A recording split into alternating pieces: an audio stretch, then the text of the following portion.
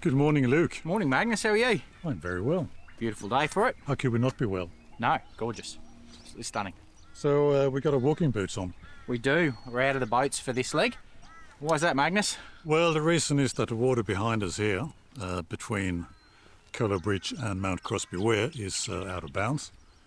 It's all SEQ water, controlled, and it's water security zone, and in fact all the land around us as well. Yeah, okay. And that's because that's Brisbane's water source, essentially. It's Brisbane's water supply, so we'll end up at Mount Crosby Weir and have a look around there. And that's got the treatment works and all that sort of stuff just there. All that sort of stuff. And so the land is basically, you can get access to it with special permission, but I thought we'll do the right thing, we always do. Yep. And we'll walk around it instead. It's a short walk, it'll be 12 k's. Yep, should be a good one. In the winter sun, it should be beautiful.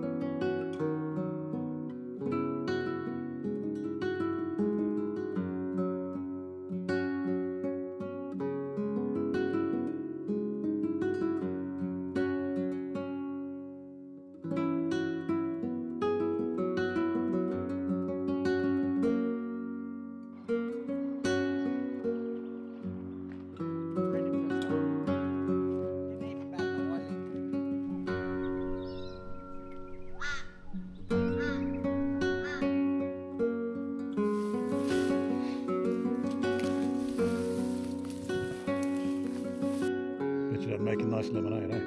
Oh, that is stunning. Good, eh? Yeah.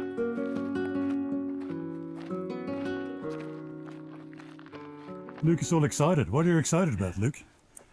I found some baby staghorns. There's a real little itty bitty baby one here and a slightly larger one here. I've never actually in my life seen one that small. I'm so used to seeing mature staghorns that have been passed down from generation to generation, or high up in the crest of a gum that have never been touched. As Brisbane's population boomed in the late 1800s, the Enoggera and Gold Creek dams struggled to meet the demand for town water.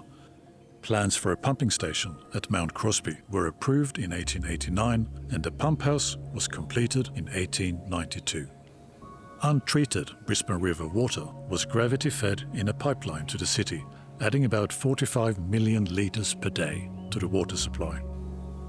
Today, the heritage-listed engine room is still operational. A weir dams the river under the old bridge, and a new bridge was finished recently in 2024. The large treatment plants on the east and west banks supply about 50% of southeast Queensland's water, and they can produce a maximum of 1.85 billion litres per day, which sounds astronomical, but it's equivalent to a cube with a side of about 120 metres.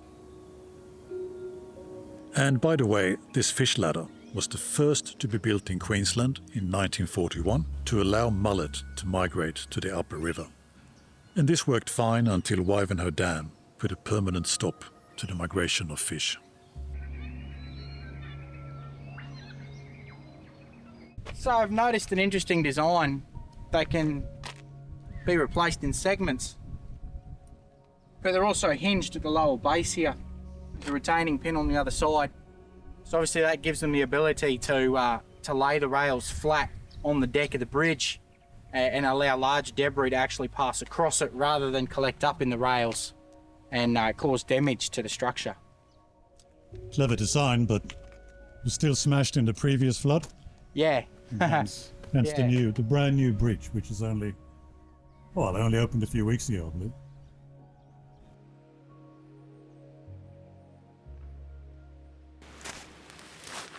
All right, Luke, end of walk. Yeah, end of walk, short stint this one. Yeah. End of the Mount Crosby Weir section now. So after this, we're into tidal. Yeah, so this is the end of the Mid River. Yeah. We come to the end of the Mid River, and now it's all downstream. From here on, it's tidal. And it's going to be underwater all the way now to Moreton Bay. There's no more reason to walk. And so the tide. So it's all about catching the high tide in the morning. It's going to have to be a weekend, Saturday, Sunday, so we'll have to make a schedule for this. Catch the high tide in the morning, and then you get 6, maybe 7 hours of riding that out to the finish point. Yep. The question is, how far can we make it in 6 hours? We'll have to see. Yeah, the first one will be an interesting logistical challenge, but And it's going to get brackish, the water. We're going to start seeing mangroves, obviously a bit further down river. But yeah, very different environment on the other side of this weir to this side of the weir. yeah, and then that change from freshwater ecosystem, brackish ecosystem into a full tidal saltwater estuary system. So a lot to see going down. So that was an excellent little walk. Yeah, mostly road, but there's a lot of history at this end. Yeah, it's a lovely spot. If you want to see some Victorian architecture and engineering, this is the place to come and have a look. It's beautiful. Really is. It's a nice spot. So next time we'll see you here. Yep. We'll go downstream, and I'm hoping that can take us all the way to the Bremer. But we'll see. Yeah, back in the boats. Yeah. Good one, mate. Thanks. See ya.